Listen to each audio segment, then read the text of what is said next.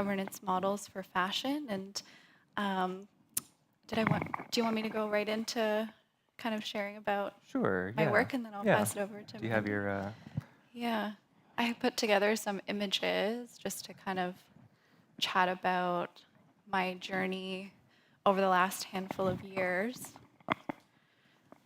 as a designer.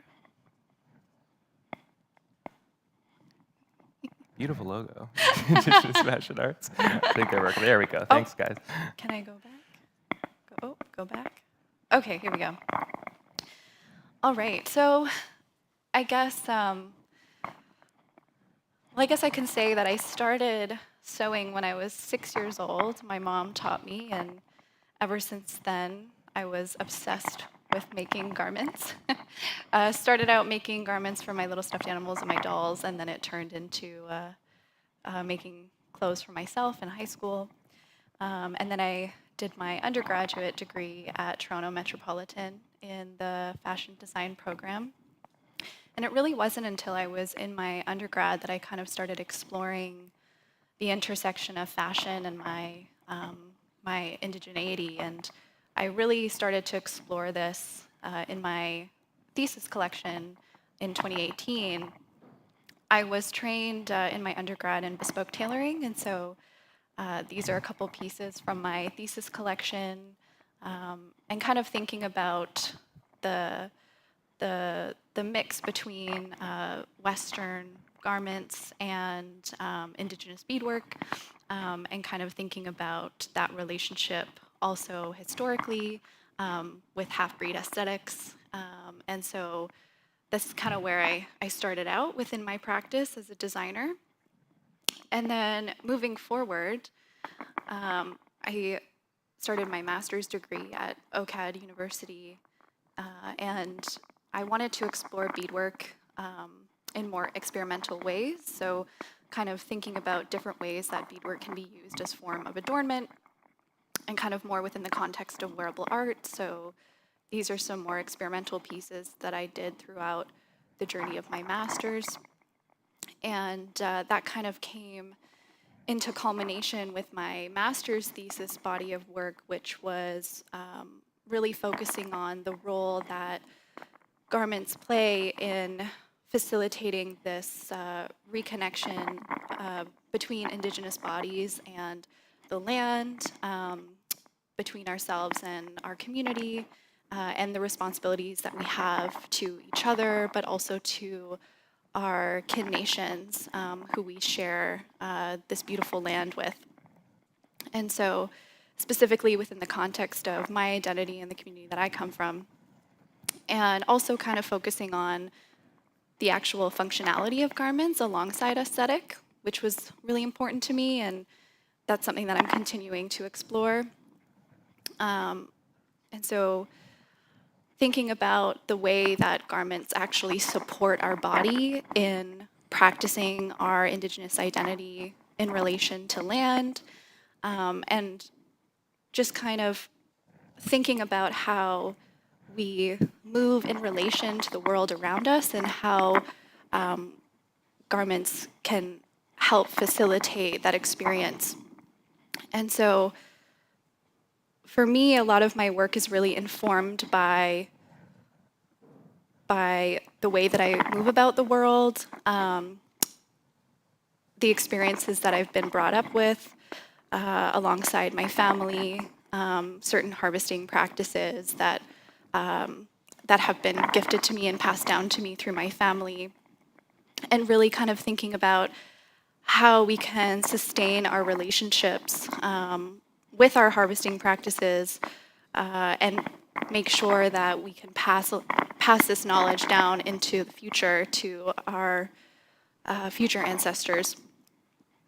And something that within this body of work that was very important to me was collaboration, specifically with members of my family. And so here, this is an image of my mom and I beading around these coveralls that I made, and she helped me edge stitch all of the garments for my master's thesis body of work. And we sat at the kitchen table for 5 days straight, just beating the edges of these garments and taking our time. And it was a really beautiful experience. And it kind of brings me back to, again, thinking about my family, thinking about the different sorts of ways that we assert our identity in relation to our home territory and how garments play a role in that.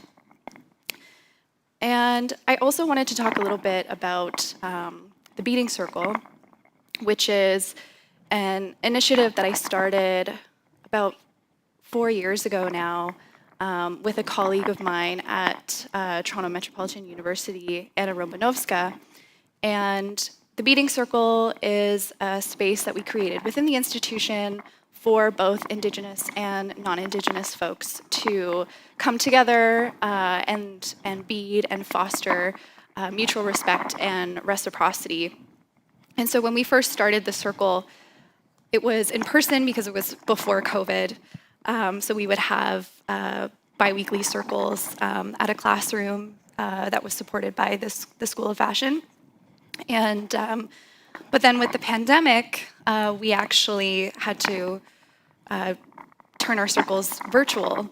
And at first we were unsure how it would go, but then after we actually had a couple circles online, the word got out and more folks asked to join, and we started to realize that creating this virtual space actually broke down borders. It created the space to be more accessible.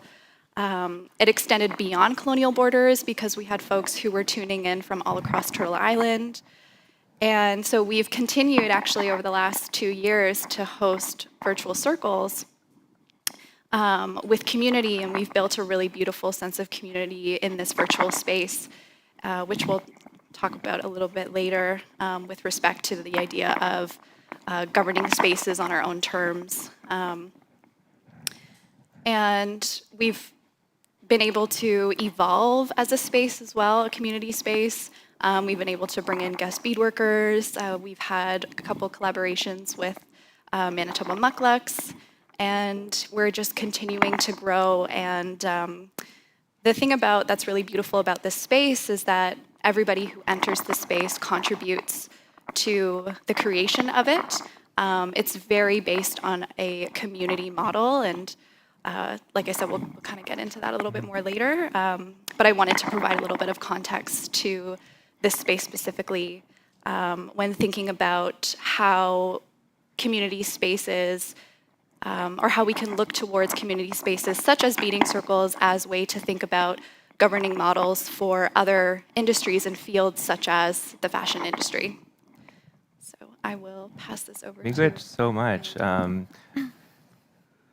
Maybe just before I forget, so much governance in there and so much good governance, I think. The collaborative process in design, because you made me a garment and we met 5 times, right? There was such a relationship when you created that blazer for me, which I'll wear tonight.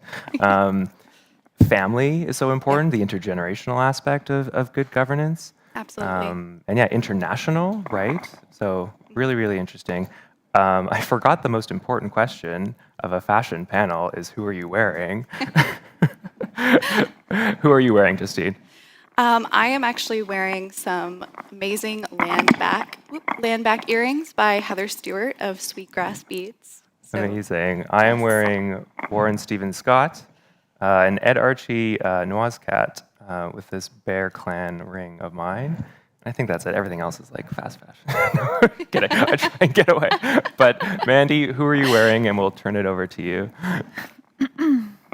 I'm wearing Tanya Larson necklace, Carrie Atumby earrings. I made my shirt and pants. I mean, I love it. I don't know where this jacket came from. Thrift store. Awesome. And I love the shoes, too. I did not make those. Thank you. And yeah, do you have the... I got it. Perfect. Okay. Aho. Neototamatik ya tamisgatnwa gagiao Mandee McDonald, Natsikasun, Mandao Tipiko Tsinia, Mishkegunia. Hi everyone, I'm Mandee McDonald. I am originally from Churchill, Manitoba. I'm a member of York Factory First Nation, and I grew up and spent most of my life in Sambake, Denendeh, Yellowknife, Northwest Territories. I am I'm one of 11 founders of Dene Nowo, which is a Indigenous Innovation and Arts Collective based in Sambake. I'm sort of the director. I've been the managing director since 2017, but we just hired a new director this week, so we're in transition right now. I don't really know what my official title is, but I'm a Hyde tanner and a workshop facilitator, and I'm a PhD candidate in the Faculty of Native Studies at the University of Alberta, where my research is on Indigenous governance and land-based learning. So I'm here to chat a little bit about our work at Dene Nowo and some of the things that I'm thinking about in terms of Hyde tanning and Indigenous governance. So Dene Nowo, we've been delivering and organizing Hyde tanning camps since 2014, mostly in Denendeh or the Northwest Territories, but we've also been outside of the territory supporting other camps and Hyde tanners to learn that type of thing. Typically, we partner with Indigenous community or an organization and work together to deliver a 2-week camp, mostly moose hides or caribou hides. This year, we're working with Lidlekoi First Nation and Decho First Nation to run a camp for 2 weeks in August just outside of Lidlekoi or Fort Simpson, Northwest Territories. My research is on drawing out and articulating Indigenous governance principles from land-based practices, or the ways in which we relate to land and how those relationships inform other areas of our work and lives and decision-making. So that's it broadly, but more specifically, I'm looking at how Hyde tanners are regenerating Indigenous governance principles in their Hyde tanning practices, the way camps are organized and delivered and managed, and all the decision-making that goes into running a camp. I'm looking at all of the values and relationships that are activated in a camp, and then how those relationships and values inform all the decision-making that goes into delivering a camp before and after, all the community care that's implemented and accounted for, and that type of thing.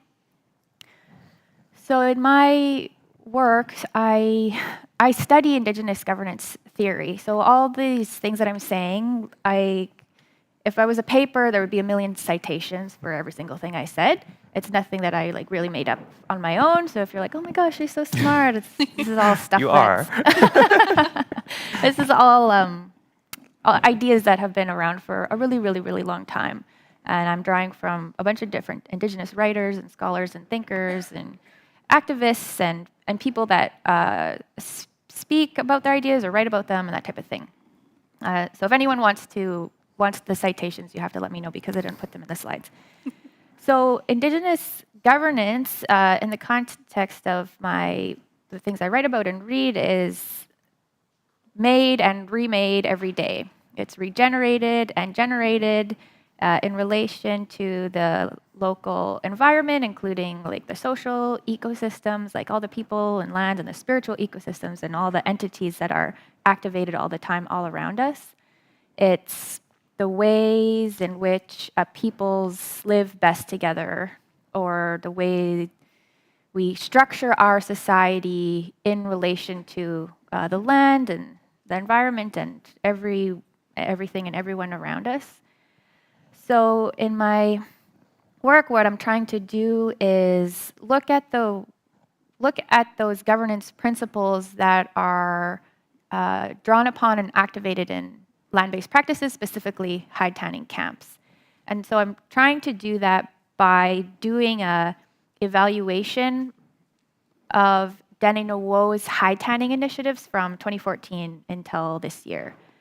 And I think for me, it's a really cool project because I love tanning hides, and I love talking about Hyde tanning, and I love talking to other Hyde tanners. I love running a camp and being in camps, and so the whole project is a really joy, desire-based project for me. And I've also, in terms of like addressing social change and like all of the problematic issues that we see and experience in our communities, I'm taking, and Dene no Wo in general takes like a joy-based approach. So rather than coming out and talking about all the complex issues that we face, we're starting with something that we really all love doing. So in our collective, we just love tanning hides and we love spending time out on the land together. And when we started, we figured, let's just focus on this, and we hope and expect that there will be all kinds of sort of positive ripple effects coming off of that work. And now that we've been doing it for this many years, we see that and we hear that. And what I really want to do is write that down and document it, to share that knowledge with people outside of our communities, because it is actually really hard to get the resources together to run a camp. We try to pay people like really fairly. We try to pay people really well. We have childcare and meals provided, gear provided, hides. Everything is designed to create as sort of safe and accessible space as possible, so people will feel good and included and connected throughout the whole entire process of the camp. So when we run a camp, the intention and the goal of the camp is not necessarily to tan a hide. It's the goal and the intention primarily is to be together on the land, share knowledge, share food, and then if we finish a hide by the end, cool, but most of the times that doesn't happen. But generally, people will come again and again and pick up enough skills that eventually people that really want to move forward with it will be able to tan hides. But that's not the stated explicit goal of any of the camps that we run necessarily. So in my writing, what I'm doing is I'm treating these hide tanning communities or camps as political collectives and looking at the values and the relationships and all the ways in which they make decisions and relate to everything that's going on in the camp. And I hope by doing that, we're able to look at and really acknowledge the work that Indigenous people are doing to regenerate Indigenous governance and law outside of pre-established political institutions, Indian Act regimes, and that type of thing, because I see that work happening not only in the camps that we're a part of, but all the camps that I don't have much of a connection to, and all the other types of land-based initiatives that Indigenous peoples are organizing all over the place, like fish camps and beading at circles and all kinds of things that can just go on. And it's so inspiring, yet I feel like more broadly that work is not acknowledged so much as regenerating Indigenous governance and how important that work is for our political systems, and then applying those principles to all the other areas of our lives that we engage with. Thank you. Oh, I didn't even go through the pictures. I was like, is that just the first one? It's incredible. Yeah. Do you want to just, you were, but like the camp setting, because in my mind, I can perfectly picture a hide camp up north, but maybe for those who don't, like what does a hide camp look like? This one is a camp. We partnered with the Tlicho government in 2019 and did a 2-week caribou hide tanning camp just outside of Wati. So we have like a whole bunch of canvas wall tents that we bring and set up. We have this big canvas teepee you can kind of see in the back. We have 2 of those. We bring as much of it as we can, but this one was a bit smaller because it was a fly-in. So we had to, we chartered a plane to Wati, then we had to boat to an island. And so we couldn't bring everything that we had.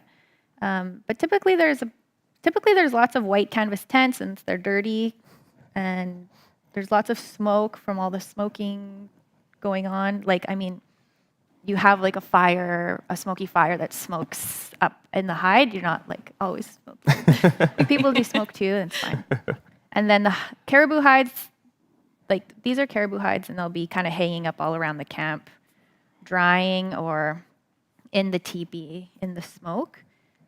Our camps are all family friendly too, so there's lots of children running around, and we try to make, well, we always say, even if we don't have childcare, we're like, kids are welcome, but there's knives and stuff. We're going to try to manage that, and like there's all kinds of stuff going on, so people can bring their kids, and it's fun. And there's people eating and drinking tea and laughing and birds chirping and the wind blowing. It's so beautiful. I was going to say, it's a very sensory experience. The smells, the sounds of laughter, especially the stories that might be coming around a campfire. Yeah, and that I think, like, hide tanning is just one of so many different land-based practices that, like, teaches and instills and transmits Indigenous knowledge about governance and law. And it's the aesthetic experience of it, like the full-bodied sensory experience of the camp or whatever else. You know, there's so many examples of similar types of like land-based initiatives people are doing, but it's the aesthetic of it that draws people in to want to learn it and know it and love it, and then like transmit it in these types of embodied experiential learning opportunities. Right, I think. right. I'm just thinking about kids now for some reason. Maybe I'm thinking about kids in general in life. But what struck me the first time I visited a Hyde camp was just how comfortable the kids were on the land, right? Like running around on rocks. And I think like my heart skipped a beat seeing little kids like, you know, jumping on jagged rocks. But there's such an Indigenous model of childcare is letting kids have autonomy, and that's the way they learn and they participate. And there's not the kind of like, you know, helicopter parenting, and that's part of it is they're around, they're watching, and then that intergenerational piece is there too, because your elders are there as well. Mm-hmm. Definitely. One thing that I'm reminded of, and this is perhaps one of your citations, is Leanne Simpson tells us that the gift is in the making. It's not necessarily like the product, as you said, which might be a hide, but it's all that other stuff that comes with it.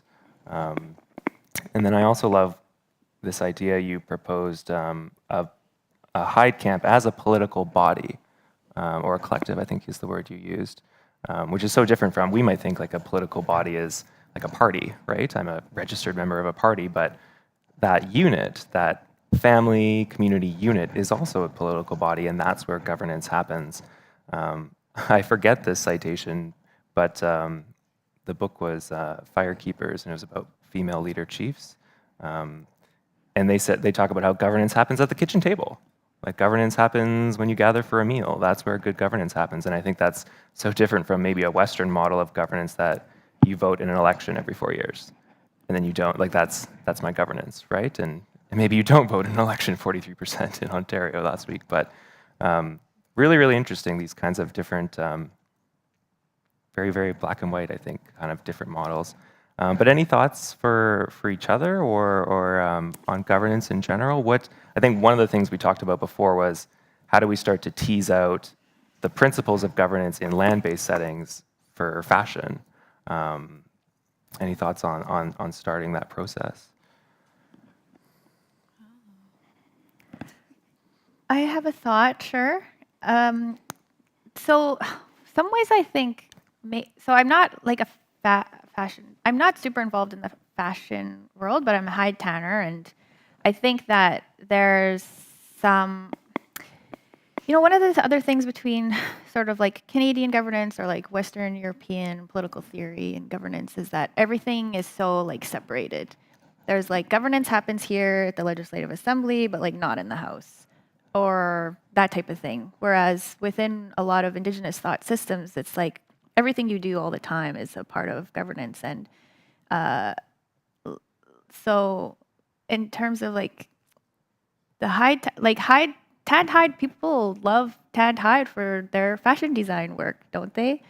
Like, and all the materials that designers collect or use in their work, I mean, those all come from somewhere. And, you know, I just did a trip to the UK looking at my great-grandmother's beadwork and garments that are in collections over there. And one thing I was thinking about was how are these items, what governance principles do they embody now by being here? Like, what went into the making of them, and what am I drawing from them now? And I think that's kind of, that has implications for fashion and garments and the way things are made and that type of thing, like, don't they?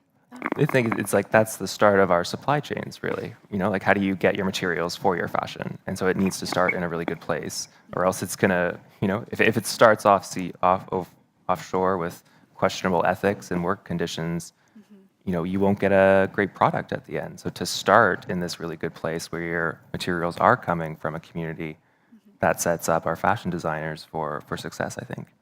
Yeah.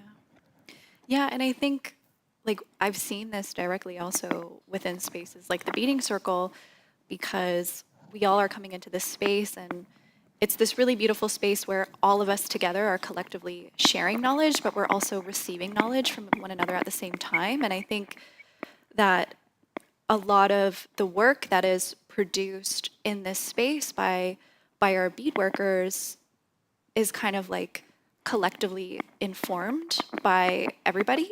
And it's not just kind of like one sole person who's doing the work. It's like we're all kind of nurturing each other and mentoring each other and shaping each other's ideas, kind of all at the same time. And for example, like if someone comes into this space and is like, oh, I'm looking for, you know, this kind of bead, this color, this size, like there's always somebody else in the space who will know exactly where that person can source that material. And so it's really beautiful to kind of see that where we're sourcing our materials and our resources is really staying within the community. And it creates this really beautiful, like, relational web of knowledge sharing, which I think we can look towards when it comes to thinking about Indigenous fashion design and how we can kind of reshape the way that materials and resources are sourced and used within our work as fashion designers, kind of looking at the community and giving the community agency to play a part in the work that we make.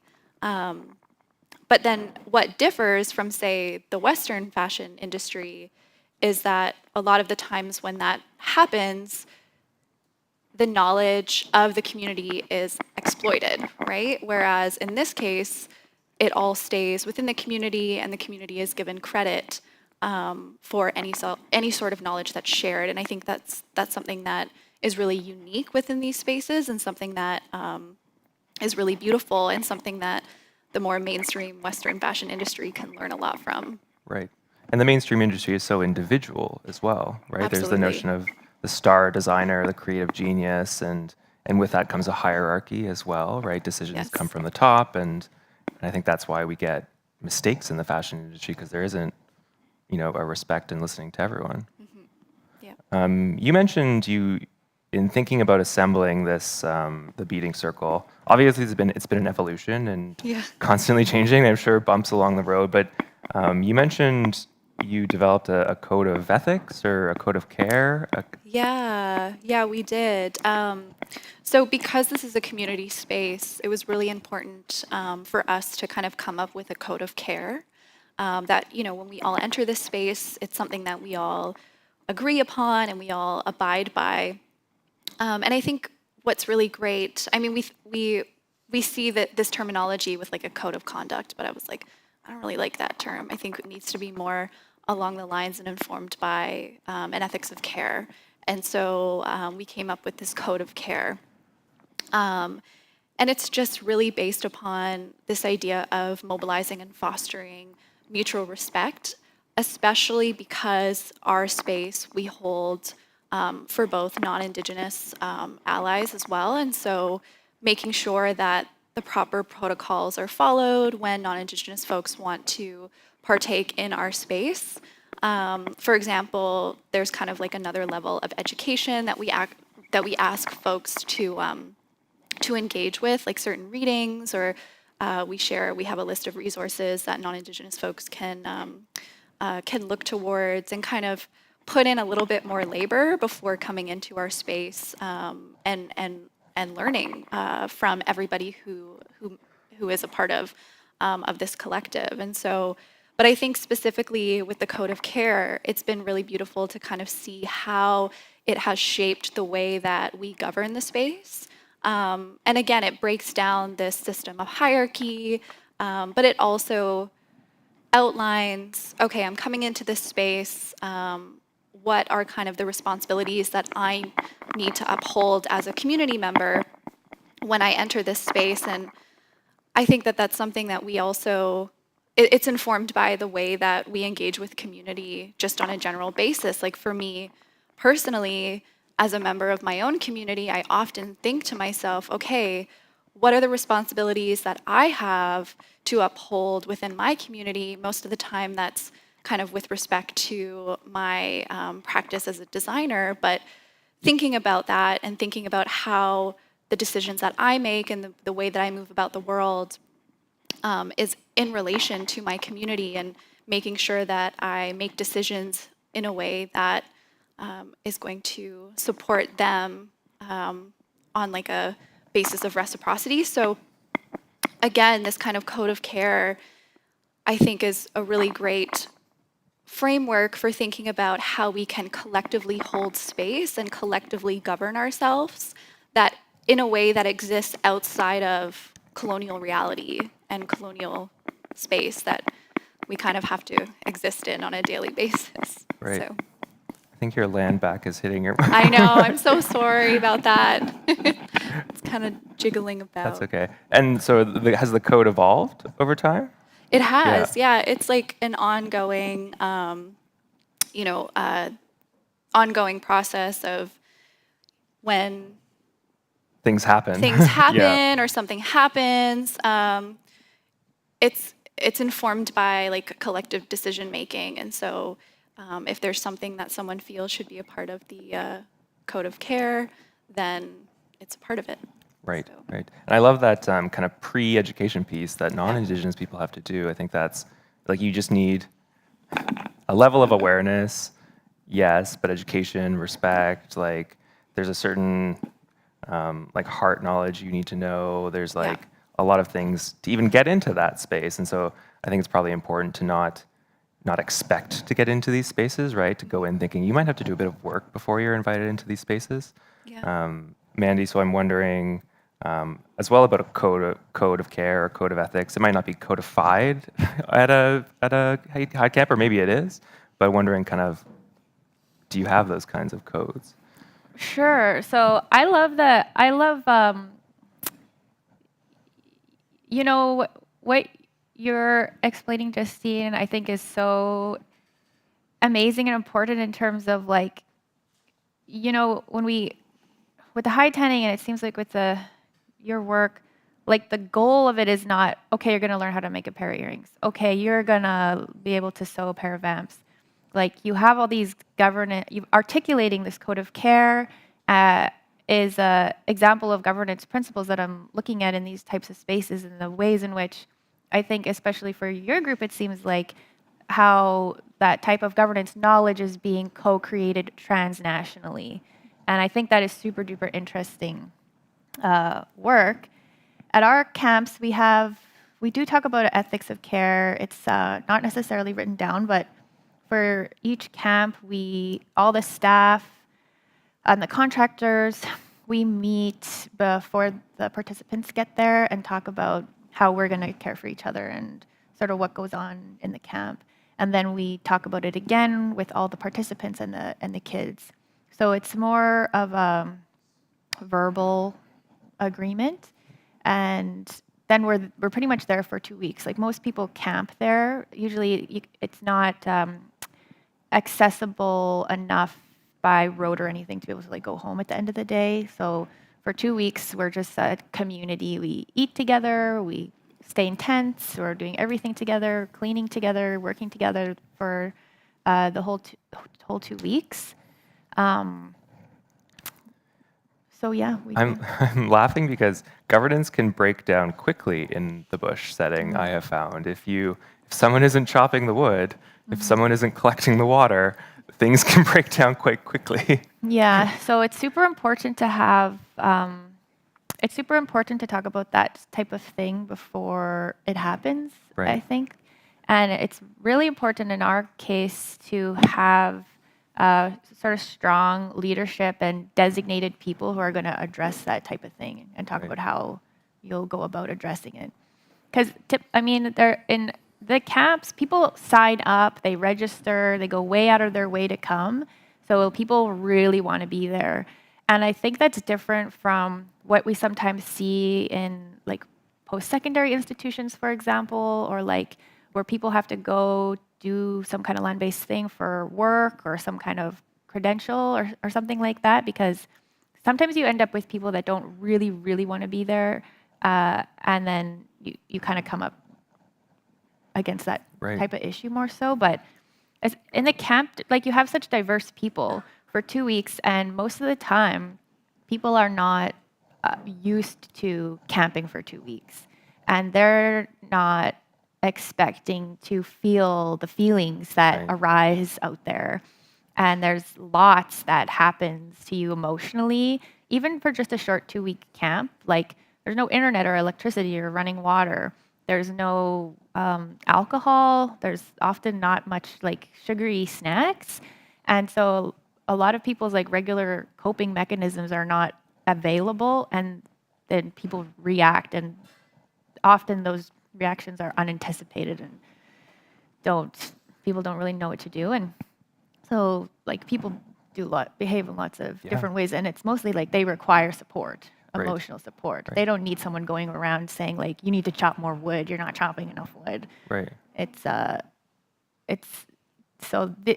these are the types of things that when you are in those types of spaces like over and over, you come to expect them, and you figure out sort of best practices for supporting people to feel safe and to feel as comfortable as they possibly can outside of their comfort zone, like away from often like some people travel quite far to come to the camps. Yeah, it's like almost like a detox. Like you are kind of shedding yourself of a lot of the distractions and coping mechanisms, as you said. And I'm thinking about the time I spent at Dechinta, a land-based university in your territory, and what one of the practices, and I'm curious about practices, what are some of those practices you use? You mentioned the pre-talks as being very important, having those conversations beforehand. But one thing we did at Dechinta was a nightly governance circle. And it always had to happen. It was after dinner, before people are going to bed. We had a governance circle is what we called it. It was really a check-in or like a checkout at the end of the day. And it could be as simple as, yeah, had a great day, I'm good. But everyone had to talk, and that is that space where you bring up certain issues. I won't name names, but someone was like flicking cigarette butts everywhere. And some of the younger folk were like, we're here on this beautiful land, getting this land-based experience, and I'm seeing cigarette butts on the ground. And they had a fair opinion about that, okay, we shouldn't be throwing our cigarette butts. And that's where we brought it up. And we didn't let it fester, because those things, like if you didn't voice your frustration, it would fester inside you, and it might come out in other ways and directed at other people, but you have to get it out. You have to get it in the open and have difficult conversations. Would you agree, or what are some other practices? Sure, like stuff like that. Cigarette butts, it's like pretty much, what's the word? It's like a low stakes thing to address. They're cigarette butts, come on. But that's a good example for sure. But some, people, one thing, I won't give specific examples. I wasn't prepared to give specific examples, but one thing that arose from just land-based programmers and practitioners in the NWT broadly, like including myself, like I used to work at Dechinta, is one of the issues that arose is that people working these programs often end up having to deal with emotional and mental health crises of participants in very remote locations. And almost all the time, the people that are leading these programs like are skilled in so many things, but they're not trained in clinical counseling or anything like that. So we're finding that all these young people out on the land, including myself, were in these very challenging and unsafe situations, trying to provide support to participants on the land when we had no training or background or tools at all from which to draw. So myself and a bunch of other people that do land-based programming in the NWT met over a few years and ended up creating this project called Supporting Wellbeing. And I'm on the steering committee for it. It's a curriculum that we're developing to deliver to people that deliver on the land programming that will provide some tools and knowledge and resources for supporting mental and emotional health and wellness in remote locations on the land so that people have more tools. Because often when people in a land-based camp or something like that start, like they feel lonely or they're triggered. Like so many people in our community have such a heavy sort of like trauma load and so much trauma, and often when you go out on the land, you're confronted with that in yourself. Like a lot of times people feel really upset because they don't know how to identify which are like the good trees for firewood, or they don't know how to start a fire in a stove and things like that. They feel like they should have known how to do from an early age, and then they like feel really upset that they don't know how to do it, and they're learning it for the first time in their like 20s or 30s or 40s. Right. And so that's, you know, we've all had those types of experiences on the land, I think, and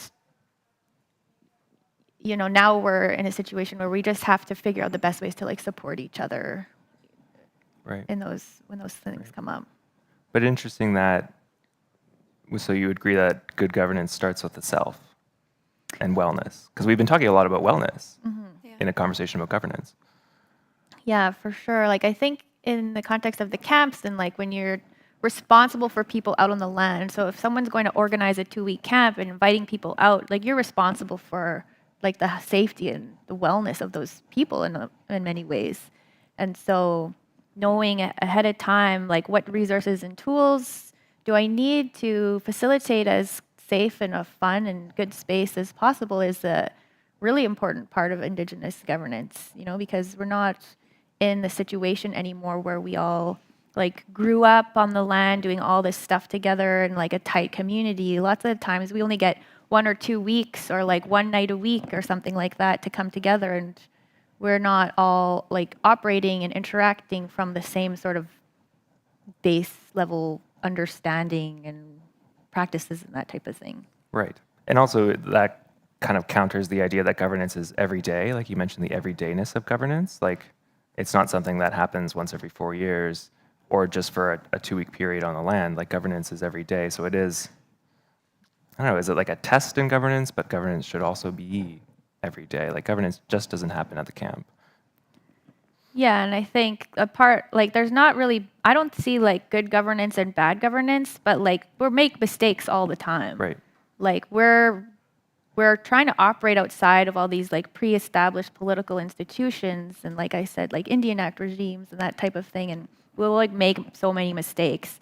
And it's not bad governance when we make mistakes, but like learning from those mistakes and like doing better next time around, that's part of the regeneration and like co-creation of our governance principles. Right. But it's like trying new stuff is an important part of that, whether or not we know how it's going to turn out in the end. Right, right. No, very interesting. And also, yeah, that it doesn't have to be high tanning, right? It's just trying new things. And like resurgence, it can be so many things. It can be remembering and remaking your clothing from your heritage. It can be the food systems, right? Resurgence can come through so much of that. Speaking our languages, Yeah. I do kind of maybe want to touch on, both of you or maybe not Mandy, but so the role of non-Indigenous people, and so you mentioned kind of a bit of an onboarding process, and then Mandy, I'm curious if non-Indigenous people attend the camps, or you've also done urban camps in Yellowknife, but yeah, Justine, what is that onboarding process for non-Indigenous people besides the readings? I mean, I think it's kind of like coming into the space and showing like good intention. I mean, I think it's just really about like doing the work and putting in the labor, and also like taking a step back. I think is like the biggest thing. And also just like, yeah, doing the work, educating oneself, engaging in like tangible acts of reciprocity. I'm thinking of beating soup. Yeah, are you thinking of that? Yeah. Oh yeah, I was getting there, but I was like, yeah. So one thing, which I was actually, it was the last place that I went to before COVID. It was a beating symposium in Winnipeg, and I think at the time, I was just kind of thinking about, there were folks who were like settler folks who were wanting to join the beating circle, and I was kind of thinking about, okay, like what are the protocols around this? Like this was something that was kind of new to me, and figuring out, okay, what are the steps to inviting folks into the space in a meaningful way? And I ended up asking Kathy Mattis, who is Michif, and she hosts a beating circle through Brandon University called the Brandon Beating Babes. And I said to her, I'm having a little bit of trouble kind of figuring out protocols around this that kind of follow our community-based ethics of care, and what is this? How can we engage non-Indigenous folks in a meaningful way to join our spaces? And she actually shared this teaching with me, which was bead soup. And so essentially asking non-Indigenous folks the first time that they enter our beading circle space to sit there and sort bead soup, which is essentially just a mixed up bowl of beads of like multiple assorted colors. So it's very tedious. It's very tedious to sit there and like pick through all these tiny, tiny little seed beads and essentially sort the colors out. And this was kind of part of that ongoing, onboarding process of taking the time to really sit with the materials and engage in an act of humility alongside the Indigenous community, which I think is really important when non-Indigenous folks are entering our spaces. And so this was a teaching that Kathy Mattis shared with me, and so that's what we decided to implement within our own community group, and that's also something that I do within the courses that I teach as well, because I'm working with Indigenous and non-Indigenous students. And so to kind of start off our time together, our journey together in this way that kind of brings all of us to the same level by just like spending 2 or 3 hours sorting tiny little seed beads. So yeah, that's definitely something that we've done that I think works really well. And then alongside, yes, that next level of educating oneself with the list of resources that we have like collectively gathered. But then again, like I said, also kind of showing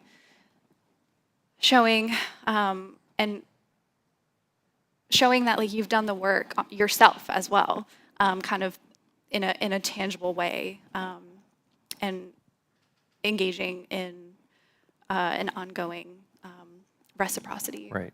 And again, the point isn't to get neatly sorted beads. The point is to sit there and you're thinking and you're reflecting and yes. Yeah, very interesting. Yeah, it's kind of like it's the actual gesture and the act of doing, rather than like rushing to sort all the colors of beads and be like, okay, I'm done.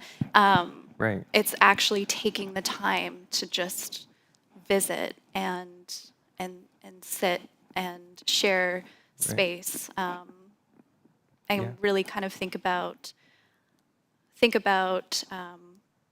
you know, how to maybe take a step back, Right. because these spaces are made first and foremost for the Indigenous community. So it's a very like almost like special thing to be invited into these spaces when you're non-Indigenous. Right. No, and yeah, like any kind of circle, there are elements of ceremony to it, right? You are gathering in a circle, so it is special, and it should be very respectful. And so, do beadworkers just have these like jars of bead soup everywhere? That's what I'm imagining. Like after a project, you just like dump all your beads, and then you got to sort them after. Well, that's the thing. Like for me, like if I'm working and I'm working with multiple colors, like I'll have them kind of out on my bead mat, and as I'm working, you know, the beads will get like mixed up and stuff, and so. If they end up being like pretty mixed up by the end of it, by the end of like however many hours I'm sitting there working on a piece, I'll just like pour them into a jar, and then it'll be kind of off to the side. So it's just kind of like this ongoing collection of bead soup, and then take it to the circle to get it's there sorted. when I need it, right? So yeah. Cool. And you mentioned a really important word, visiting. Yes. I think that's something that I've come across in my work a lot. The act of visiting is the governance, the spending time together around a fire, around tea. Oh, absolutely. There's this really great article that's written by Dylan Miner, who's actually a scholar, a Métis scholar from my community. And he talks about visiting methodology and this idea of the importance of doing and the importance of making, and also the importance of who you're actually doing that making with, and acknowledging the community that you're making alongside of, and how that is more important. The process of all of that is more important than the actual final result. And he talks about this within the context of an art making practice, but I think that the idea of this of visiting methodology is something that we can look towards within a lot of different spaces, not just with art making, because it's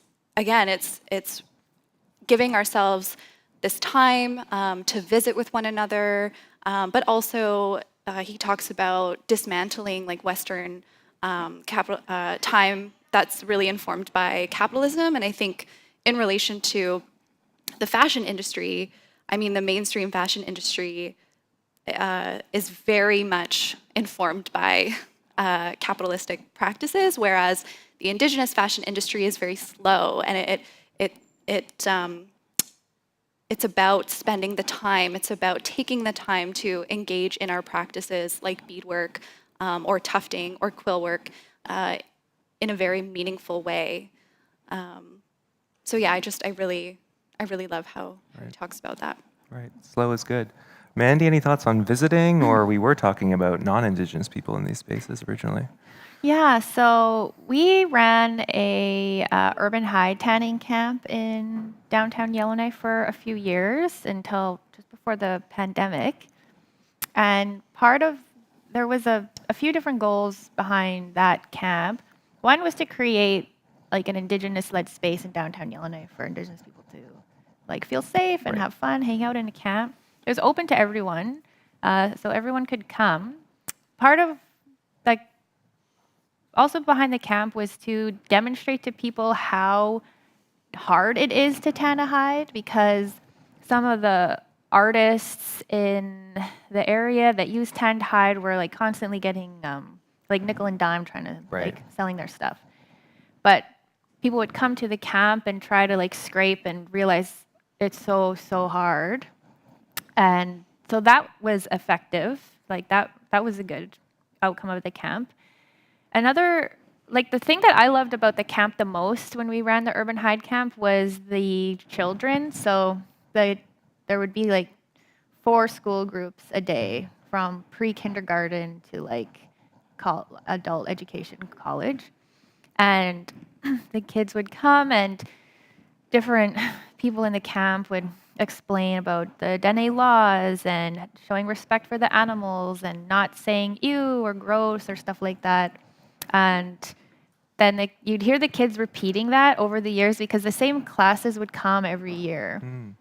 And then some of the kids, like, you know, one of the Hyde Tanners, Tanya, her nephew was little and would come with his school group, and other people in our collective, their children were in the school groups, and they would come to our other Hyde tanning camps and stuff too. And even just like kids I don't really have any connection with that would come every year to Urban Hyde Camp, they would start like explaining the values and the teachings to other kids in the camp. Like you'd overhear them, you'd hear one kid being like, "Oh, yuck," and then another kid would be like, "That's not respectful to the moose." And it's so cute, but it's so good. And it's so like, for me, I'm like, okay, this is why we're doing the Urban Hyde Camp. Right. And sometimes you'd hear kids talking and saying stuff like, "Dene people must work so hard to tan this hide," and they're like grade 1, grade 2, Right. and that's the best part. So, you know, I love working with children and all sort of cultural backgrounds, and you really see them internalizing some of these values and their governance principles, their Dene Indigenous legal principles. And just from going to like a camp like this once a year, you can see how much of an impact it has on them, I think. And to me, that is so amazing. And the other things I love working with, I love showing kids how to use a knife. And like the parents know where they're going. Sometimes their parents are there, the teachers are there, and especially the children that I already know. There's a kid that has been to our camp a bunch of times. She's like super into Hyde tanning, and it was her birthday, and her mom is a part of our collective, and she told me ahead of time, "Oh, we're coming. Today's her birthday. We're going to Hyde camp. She wants to like help lead the tour because we'll do like a whole tour and show kids all the steps." I was like, okay. So she showed up, and I'm like, "Do you want to like show them how to cut the fur off?" She's like, "Yeah." So she was like 7, this like 9-inch blade, like holding this moose hide and cutting the fur off for the class. And just the joy in the children's eyes when they get to do that is so inspiring. And for me, having sort of Indigenous-led spaces that are inclusive of people of all cultures, I think, is a really important part of the work that a lot of us do. You know, our other Hyde camps, so like the Hyde Tanning Mentorship Program, which we partner with communities, people apply and they register. Like we have to be selective for those camps because of the resources involved. We cover people's travel, we pay for food, and then we have to manage. Like waste management is the hardest part about running a camp because we also try to have like really minimal waste camps, and that things have to be clean. And especially with COVID, there's so much other like safety and health protocols we follow now. So it's really hard. The more people you have coming to camp, the harder it is. And because it's such a we can do maybe one camp a year. So yeah, we prioritize Indigenous people for those. But if it's in a place that's accessible, for example, the Lidley Hyde camp, anyone can come. But for the registered mentorship aspect of the camp, we prioritize Indigenous participation. Right. So as a pedagogical tool, as a teaching tool, because if you're trying to teach those kids Dene laws and ethics from a textbook, right, at the front of the class, and this is the list of the laws, that probably isn't going to sink in. But when they start moving their bodies and using their hands and are engaged like that, like I feel like that's just a better way of instilling those values. Yeah, and it's so like you see it happening, and it's so effective and it's so productive, but it's like it's also just so like organic almost. Like you are able to set up the conditions ahead of time for that learning to occur. Like it's actually extremely stressful setting up a camp and all the fundraising and the admin that goes into it and all that. But then once it's set up, it's just like is just like this magical space where all this learning, and you don't really have to do much once it gets going. It's like you have your elders and your instructors and your community members and your kids and your dogs and like the Hydes, and everything just starts happening. Right, right. We've mentioned joy several times. I think that's key to hone in on, that there's joy to these camps, and you mentioned like not a deficit model, but we should be laughing around these spaces and having joy in our governance, which I don't think anyone would call like Western governance joyful, sitting in a legislature. And then you reminded me of one example, because you mentioned the importance of like all intercultural exchanges and introducing people to Indigenous teachings. We were supposed to do a Hyde tanning course this past year, and we wanted to do a Hyde collectively as a class, but obviously COVID prevented that, so we pivoted and did fish skin tanning, which you can do in your kitchen with like tea and a jar. Like it's quite accessible to do fish skin tanning. And we brought on Amber Sandy, who is doing the Hyde tanning camp outside, so for sure go check out the Hyde tanning camp outside, get a taste of it. But anyway, what was so interesting was finding fish skin tanning traditions globally. That it wasn't just Indigenous students, and while we were working with like Anishinaabe methods and the history of fish skin tanning, but globally there's Scandinavian fish skin tanning, Mediterranean fish skin tanning, and to see students get a taste of like the ethics, and we started the course talking about Anishinaabe values and things like that, but to then take those good values and then apply it to their own cultures. And I'm sure, you've kind of probably had people come and say, oh, this reminds me of something. Like, it's really interesting to make those intercultural connections as an important part of governance, is like internationalism as well. Perhaps our last question, and then we can turn it over to the audience. I was wondering about decision making. And this might be a bit selfish of me, but I find it hard to make decisions in collective situations, right? You need leadership, but also you need consensus, and consensus takes time, it's hard. But so any thoughts on decision making in those collectives?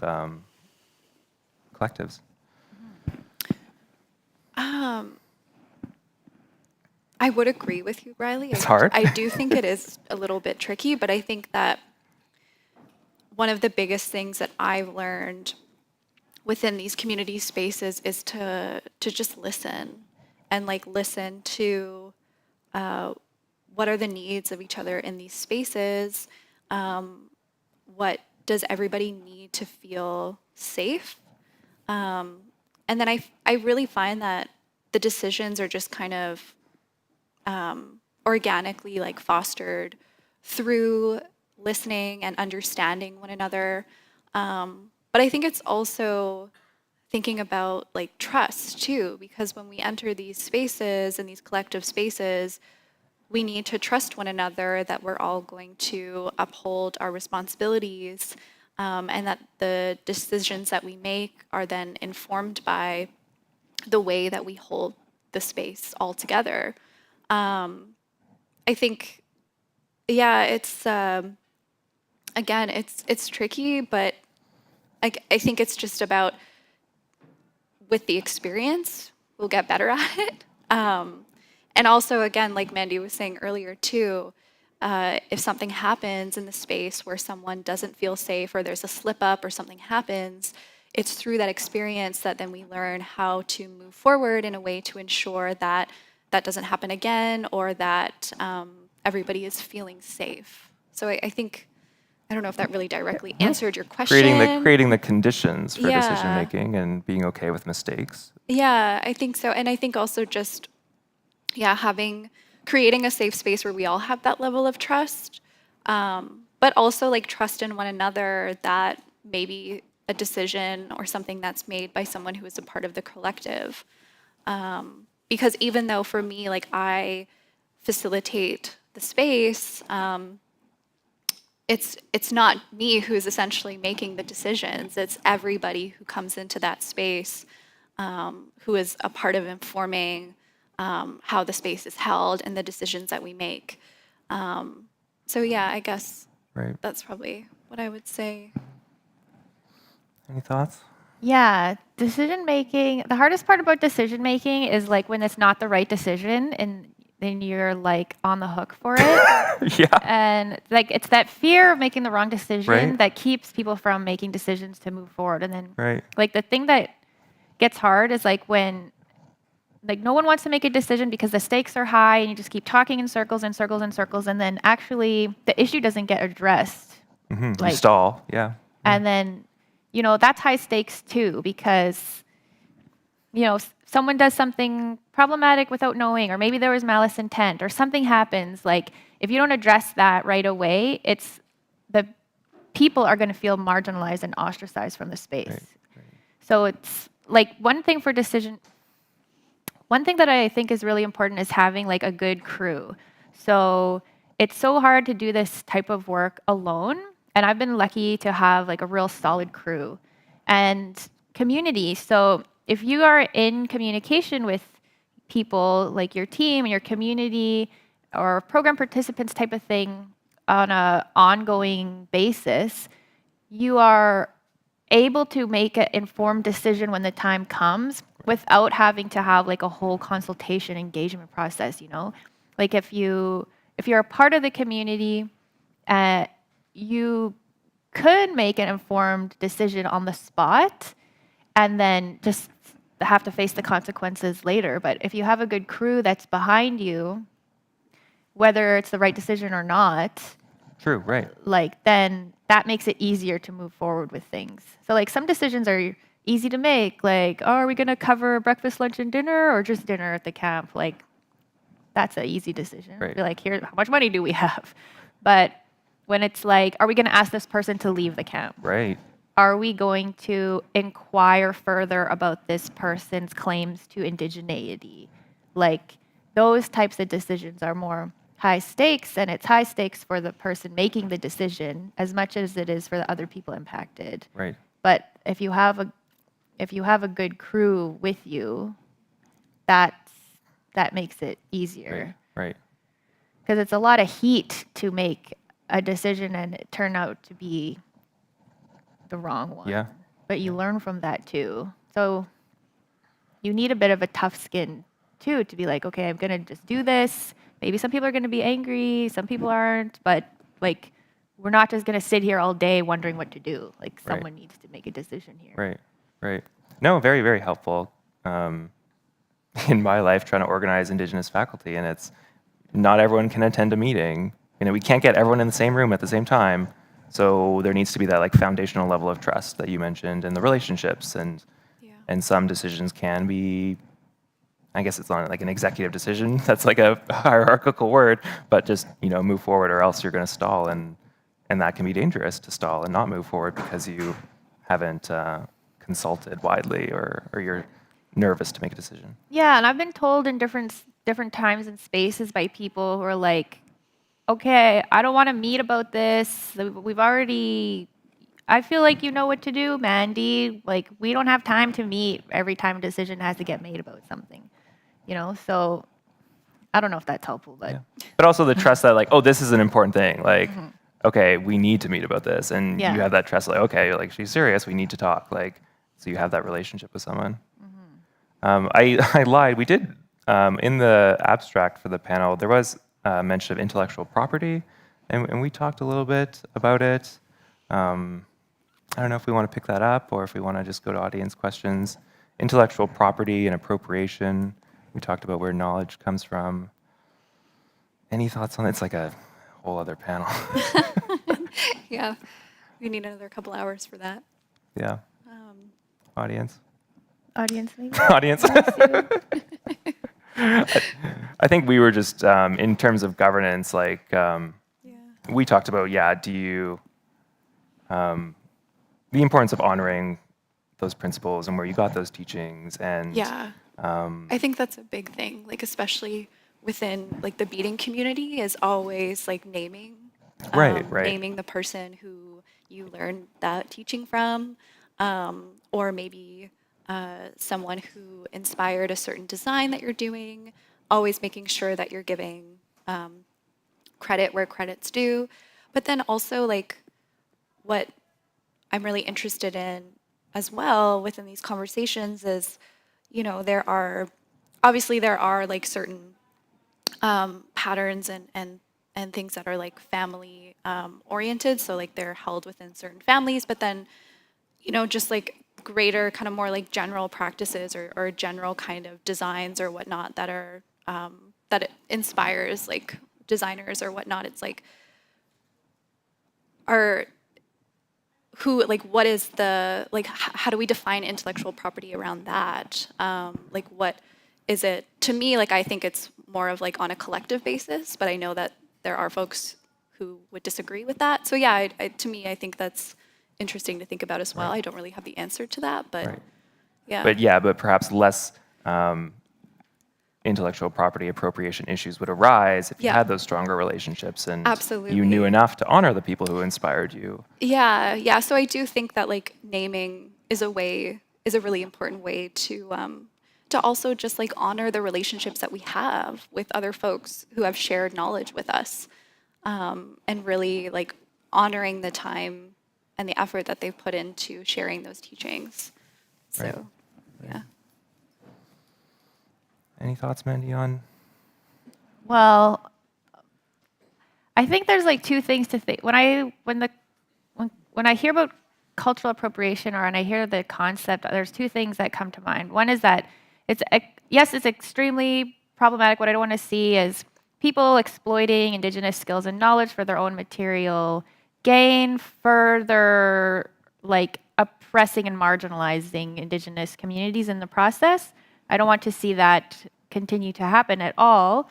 I don't want to see anyone exploiting anyone's skills and knowledge for material gain, but on the other side of things, I know that our Indigenous knowledges and values and skills, like the world would be a better place if everyone operated from those as a foundation. Take those, appropriate those. Like appropriate those.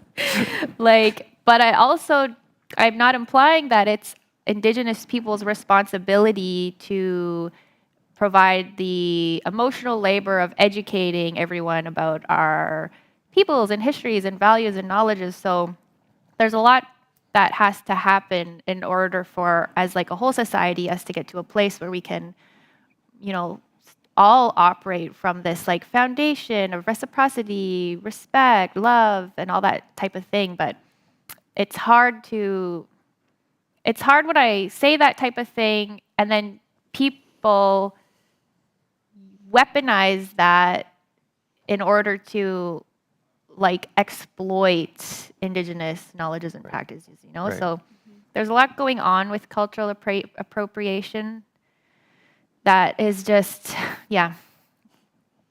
it's just a tricky thing. And I think, like I'm reminded, Justine, you said really honing in on people's intentions before they get to the circle. Like you're not inviting in business students who are thinking like, oh, how do I mass produce beadwork, right? Like they're not swooping in to get and exploit knowledge. You're there for a different reason. Absolutely. And I mean, I think also it's usually in the case where there's this kind of like pre-established relationship also. Yeah. So like it's usually where like I know the person beforehand, or like I've had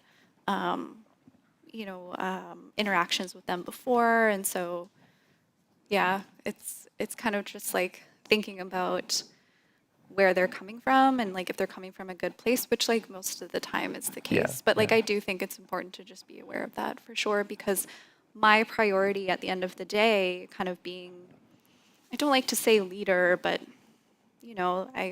I hold the space for the community, but the community also holds the space for me back.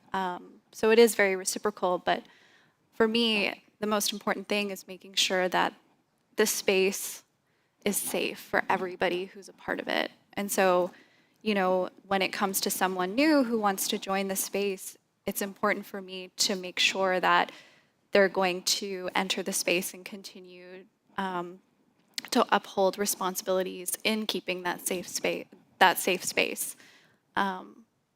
So yeah, that's really the most important. But sometimes it's hard to gauge. And again, it just comes from like figuring it out along the way. Yeah, I fielded some late night calls from you, which we won't talk about, but we make mistakes and we lean on each other. And absolutely, you know, like when something difficult arises, like I am grateful to have folks like you or like elders that I go to ask, like, what am I supposed to do? Because I don't know, you know. But again, it's like working through these challenges collectively and like with others, I really do think makes the community stronger at the end of the day. Right. So, yeah. Amazing. Well, I'm happy to turn it over to the audience. I believe we have do we have a mic at the back? There's a mic at the back of the house if you have any questions. We talked about a lot. Governance is like a umbrella topic for a lot, but yes, I see someone. Oh, no, I don't. She was pointing out where the mic is. Yeah, sure. I mean, you might be able to just shout it. Actually, yeah, because they'll need to hear online, so do you mind speaking into the mic? That was a very informative panel. Thank you so much. And I look forward to the questions from the audience. Oh. Thank you. Thank you. For everybody here. No, thank you to all of you. That's what I mean. Thank you. Oh, thank you. Hi. Tansei panel. My name is Brandon Morin Fox. I am actually a Toronto Metropolitan fashion student as well. Reppin' Toronto Met in the house. Woo woo. Mandy, you did kind of speak on this already, but for someone like myself who's an Indigenous designer, kind of like in the transition state of becoming a brand and kind of what I want as an entrepreneur, how would I respect my tradition without being more capitalistic in my brand approach and also without exploiting my tradition? You did speak about that, but I would honestly love to know a little bit more about it. Can you share more about what, are you talking about like accessing materials or? I think in general, as a designer, I do think what is important, like you said, is respecting your tradition and also having the knowledge to also educate others on it. But how would I go about it without being exploited and almost thinking in a capitalistic, westernized way of how to run a business and staying back to my roots, if that makes sense? So my apologies. I mean, the thing that I'm thinking about, I don't know the answer. I mean, in terms of like business and economic practices, I guess what I could say is, like, it depends how people like,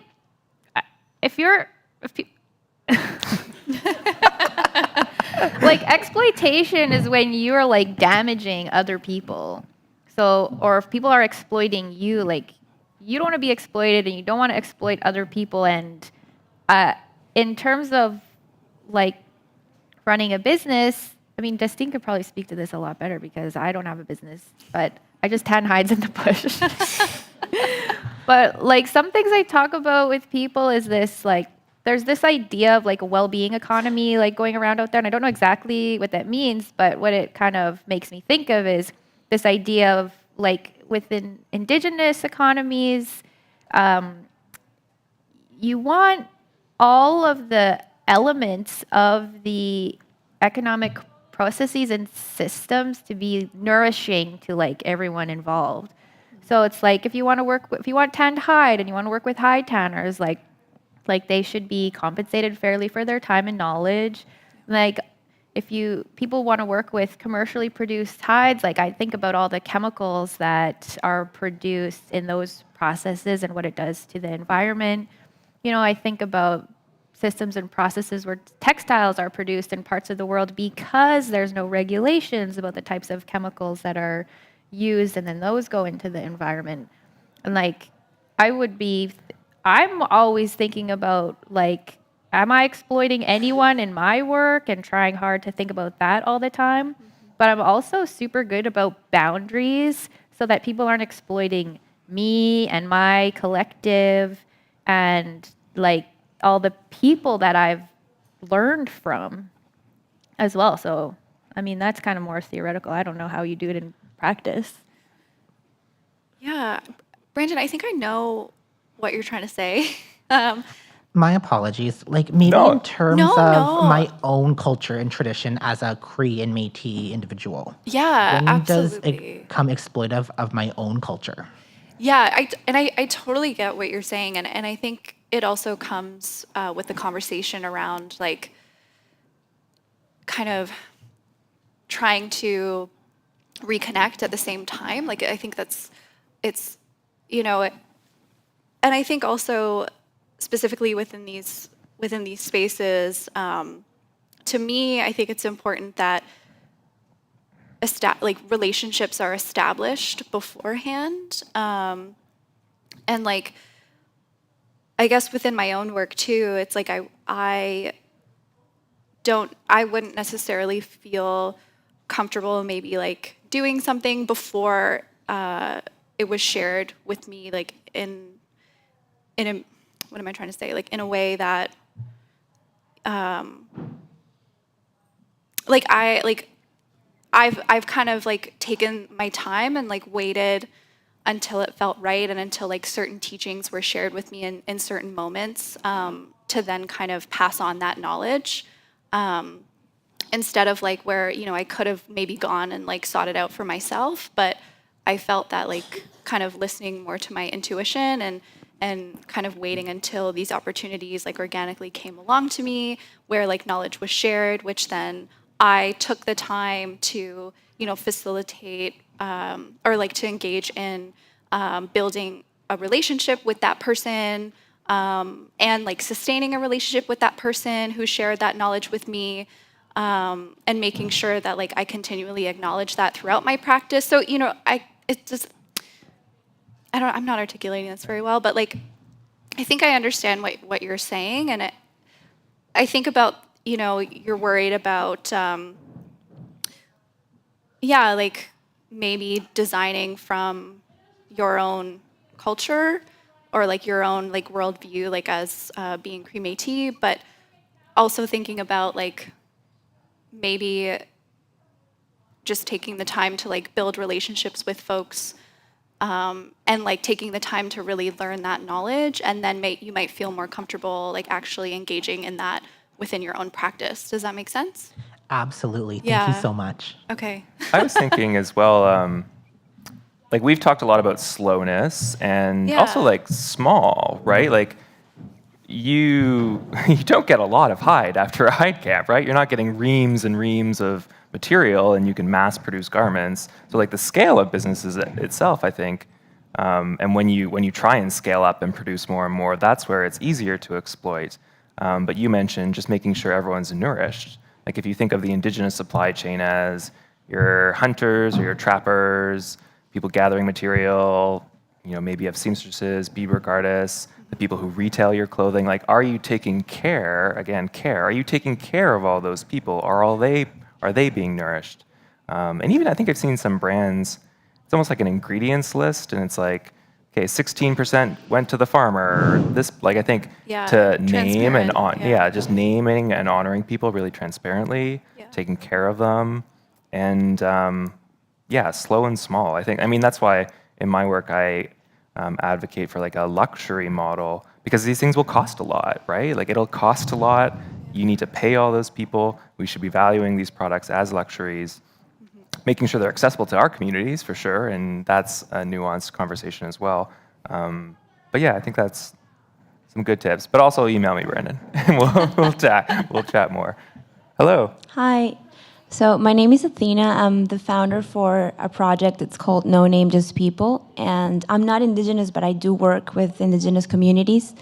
And when we were like setting up the values for a company and the way that we wanted to work with the Indigenous communities, we thought a lot about sustainability. I think that's like a big thing in Western fashion right now, all the revolving around sustainability. And when we've been thinking about like including animal-based products in our collections or in the types of work we do, we just have that like, is it sustainable to work with animal skins or is it not? And the more I research about Indigenous communities, I found that many of you do work with Indigenous, like with animal-based leather or skin or whatever. And I just want to know, like, how do you feel about that? Do you ever feel like there's a part of the population that sort of prefers not to buy from materials that come from animals, or how, like in Indigenous communities, do you see that in terms of sustainability, like working with animal skins and stuff? Sure. Great So question. animals, it's actually more sustainable to harvest animal skins than it is to use textiles made from like petroleum products and like oil and gas, right?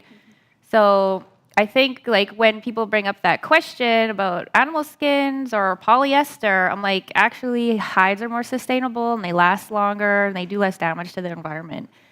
Also, when this conversations is like implies that Indigenous, like there's not enough, people imply that the caribou herds are suffering because Indigenous people hunt them too much, when actually it's like industrial development messing with their calving grounds and that type of thing. So I love it when people want to have this conversation with me because I'm like, okay, let's talk about Buckle this. in. Yeah, and I mean, I think also like it provides like jobs for Indigenous folks to like Right. source these materials and go out on the land, and it contributes to our economic resurgence within communities. And again, just kind of echoing what Mandy was saying, like what was the most recent? Like there was a big company, was it? I think they're all, a lot of them A are lot now. of them yep. are like moving away from using real fur to fake fur. But when you think about it, when that garment then goes into the landfill, the fake fur is not biodegradable. Like it's not going to return itself to the land in a good way, whereas real fur would. You know, it would return itself to the land and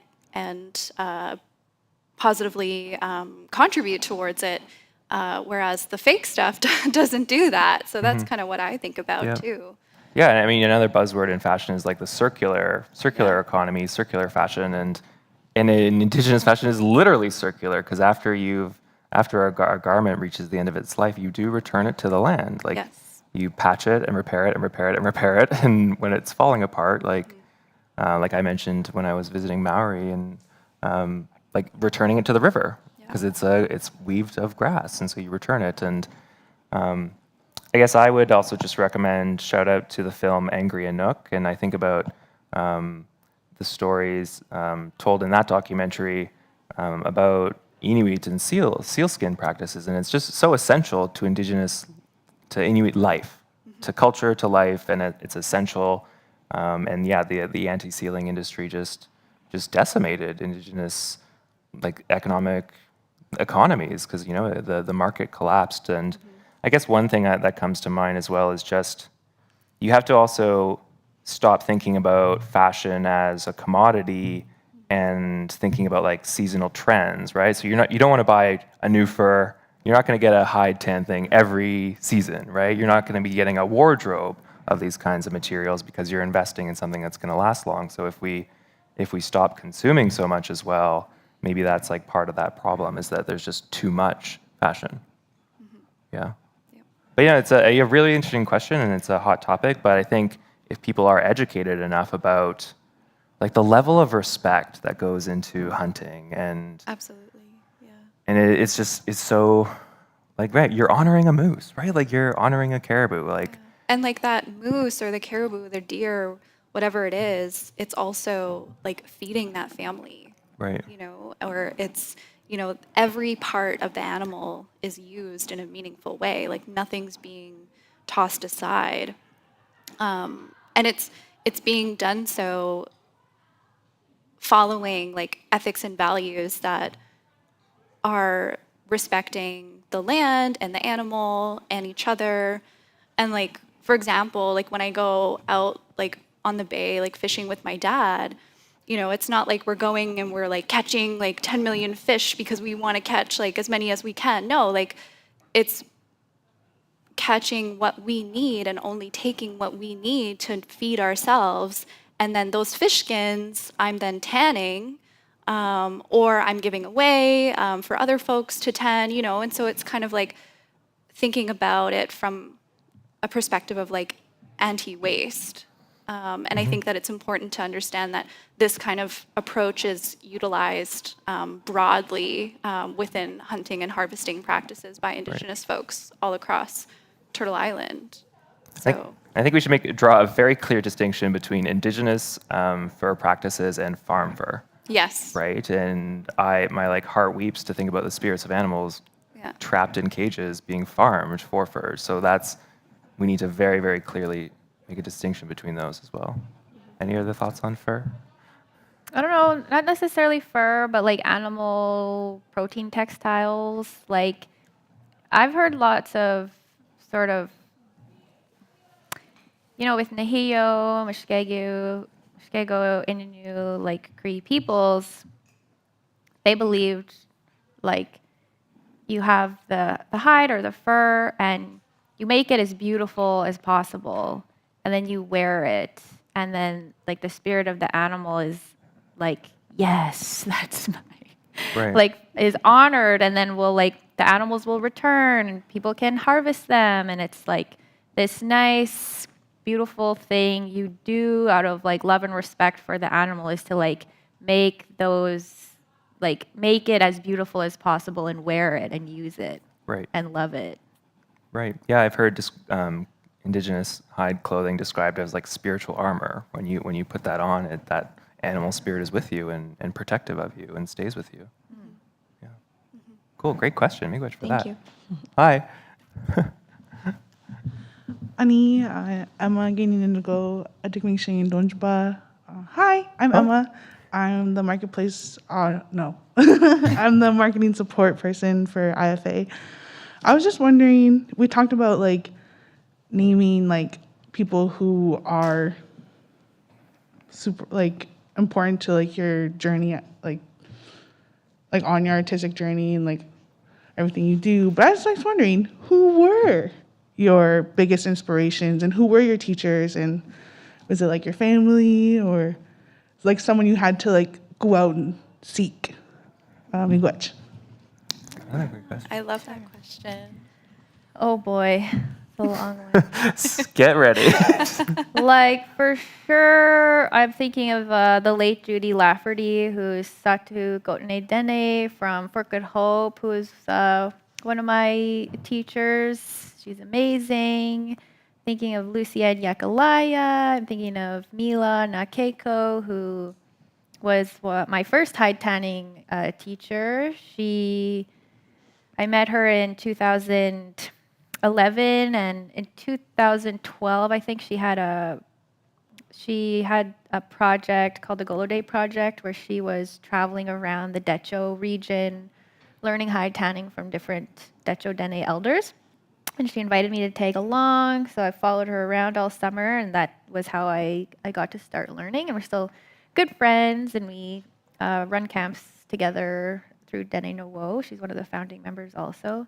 I have like a lot of people that inspire me every day. Like those are the first three that came to mind. So yeah, thanks for the question. Yeah. In my longer presentations, it's just like tons of pictures of people, or I'm like, here's all the people I had the like good fortune of meeting and encountering in my life. And it's like, when I said earlier, none of these ideas are my own. I'm not just saying like I'm drawing from academics. It's like a lot of like my friends and family and Indigenous knowledge holders up north, they're all included in the citations of everything that I write. But yeah, thanks. You might have some presentations online, maybe? Longer presentations of your work that people can find? Yeah. Justine? Definitely. I mean, like I said earlier, my mom, Right. Lori Lee Woods, she taught me how to sew and turned me into the obsession that I am today with like fashion and making. But also another incredible woman who I owe so much of just my worldview and understanding to Yvonne Hamlin, who has been a teacher of mine since I was young as well. And also like my dad and my grandpa, and really understanding, what it means to be in relation with the land. They really informed my understanding of that, and I feel very grateful to have grown up on the land and to still be able to practice and go fishing with my dad and harvesting with my dad. And unfortunately, my grandpa's passed away now, but like I had all the photos up of my family, and I don't, that's like very personal for me. Like I think I took those photos from my master's thesis defense presentation, but I haven't I really shared them publicly. But I really owe a lot of what I do today to kind of the pivotal members of my family who have taken the time to share knowledge intergenerationally. And yeah, I would say my family and other members of my community, but also like my kin and like my friends and like the members of the beading circle. Like I said earlier, there's just this constant kind of teaching, but also being gifted with knowledge. And I feel very grateful for so much that I have learned from everybody who is a part of that space. And also Kathy Mattis, who has inspired my practice in so many beautiful ways. And also just the way that I also think about the world. So yeah, there's so many, but I think it's important to acknowledge these relationships and to cite these folks in our academic work as well, and bring their voices in collaboration with ours within these institutional spaces. Actually, the first person who came to mind is Ben. Ben Berry, a non-Indigenous former chair of the School of Fashion. But he was the first one to really encourage me to start thinking about Indigenous fashion and thinking about, because I was like upset by fashion and I was like ready to like quit fashion, and he encouraged me. But Leanne Simpson comes to mind for sure. And to the last part of your question, I did have to seek out those relationships and mentors. I didn't grow up in my community. I grew up in Thunder Bay and then Caledonia, Ontario, site of a massive land claim protest. But yeah, I think sometimes it takes work to find those people as well, and sometimes those people aren't from your nation. And I'm fortunate to now be building relationships with members of my community. But yeah, I think seeking out is an interesting point there to find them. The hardest part about answering that question is like forgetting to name people. I was like, oh, my mom too. Yeah, my mom too. I know. The mothers. It's always the mothers. She might be watching. I'm so sorry. Mandee McDonald. Thank you, Mom. Thanks Justine. No problem. And my grandma. My grandma's so rad. She has retaught herself on Anishinaabemowin. Amazing. After like going probably like 4 decades without speaking Ojibwe. Wow. She like retaught herself, picked it up, and like, ugh, my heart. I feel like we just need to acknowledge like Indigenous matriarchs right now. Right, the matriarchs, the aunties. Yes, the badass aunties. Those are the ones. Who tell you when your beads aren't straight.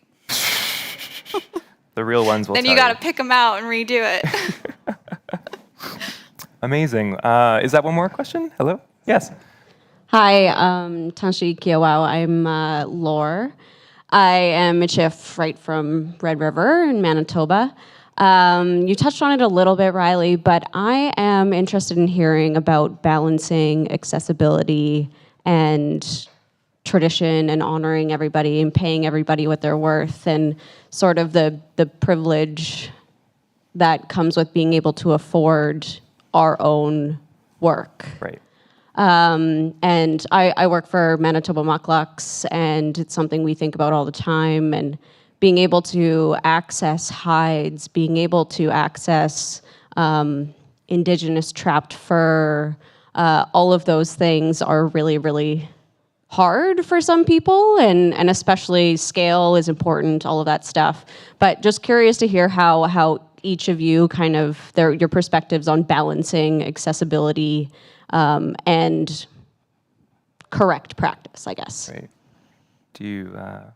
My first thought was, I advocate for multiple pricing models, right? I think you can sell the luxury items to non-Indigenous consumers on Bloor Street, but then you can also have different prices, and they may not be prices. For Indigenous community members, it might be bartering. It might be sharing knowledge. Or gifting. Gifting. Trading. Gifting economies. That was like the basis of many Indigenous economies, was gifting. Yeah. So yeah, and there might be people who might be upset that they have to pay $1,000 for that the beautiful story boot boots. But no, it's a fundamental right. Like, we have the right to our clothing. So to be priced out of purchasing our clothing is not an option. But any thoughts on accessibility?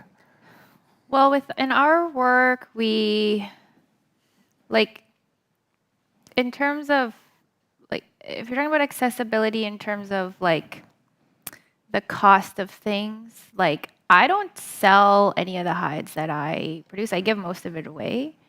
And then, like, obviously there's not enough to give to everyone, but, like, a lot of our elders are not able to tan hides anymore. And so I try to help them scrape their hides. And that's the type of thing that happens in the camp, but you have to be there. Like, those relationships are so important. Like,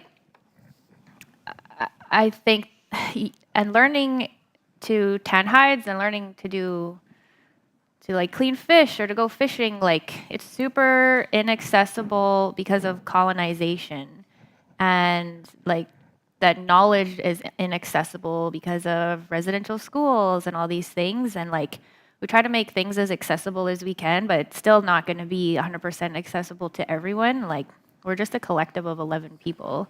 We do work really hard to make our programming accessible in the context of neurodivergency. So in terms of like the materials we produce and the way we set up a camp and the way we teach, like, we are real attentive to that.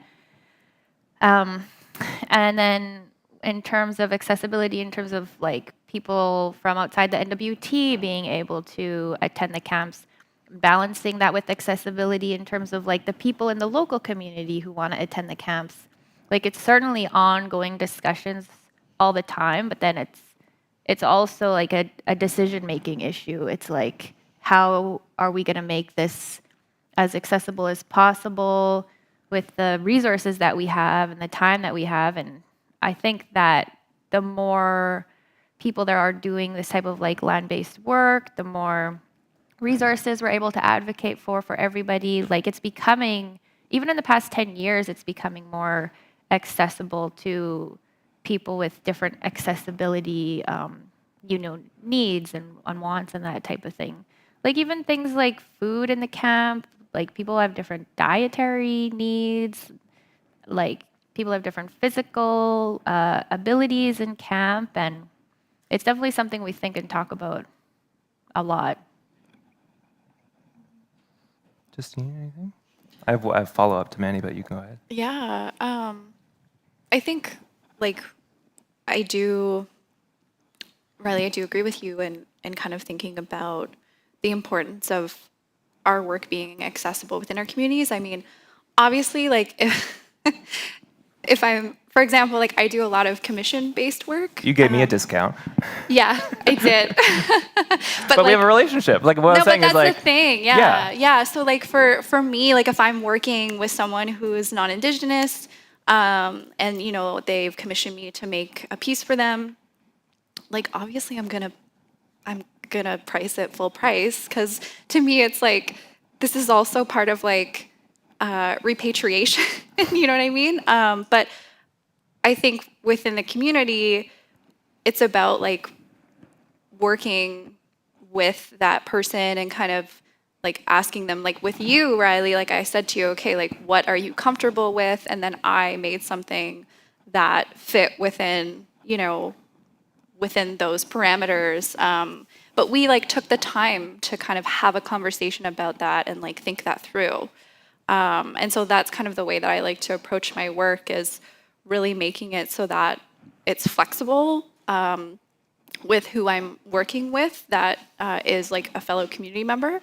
But also like in terms of, I think there's also just like a huge conversation around Indigenous folks like having access to materials to actually do this work. And so a big thing with the beading circle has been to make sure that we are able to provide beading supplies to our members like for free. And so I'm always like rummaging around, like applying for grants, like getting, you know, money so that I can put that into the circle so that folks are able to have access to supplies that then they can use to make work to then either trade or gift or sell, which then kind of contributes to this ongoing economic resurgence within the community.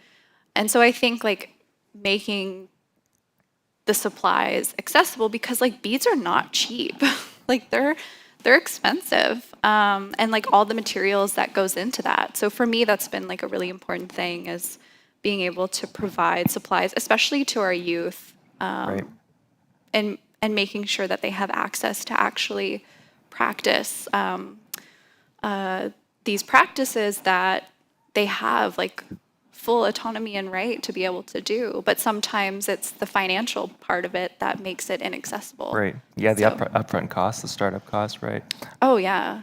I just wrote down like the importance of dressing ourselves first. Like you mentioned, gifting it to elders, right?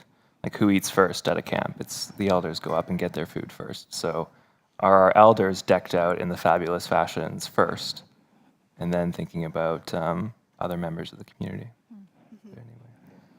Amazing. Is that one more question? Hello? No? Okay. Any final thoughts?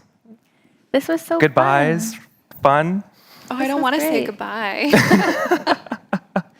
Well, the festival isn't over. know. Day 2 only. Do check out the Hyde tanning that's happening out there. Runways, the marketplace starts tonight, more panels. This was fabulous. I love spending time with, this is like one of the best parts because we're visiting and we're all visiting right now, which is like Yeah. the basis of good governance.